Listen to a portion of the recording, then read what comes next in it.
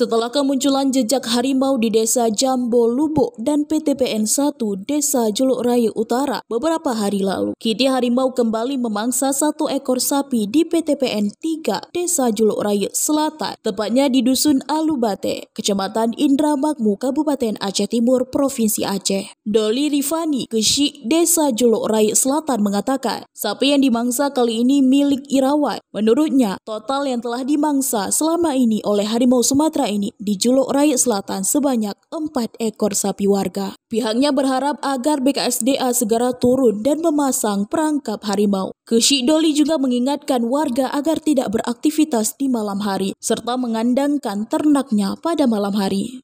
Dapat kami informasikan bahwasanya sekitar pukul 5 pagi ada hewan ternak warga yaitu sapi dimangsa harimau di Dusun Alubate, Desa Perkebunan Juluk Raya Selatan, areal Tamjiling 4, Kebun Juluk Raya Selatan. Hingga saat ini, hewan ternak yang dimangsa harimau yaitu berjumlah 4 ekor. Kami pihak pemerintah desa telah berkoordinasi dengan pihak Puspika dan BKSDA untuk mengupayakan memasang perangkap harimau. Semoga kedepannya tidak ada lagi sapi warga yang dimangsa harimau.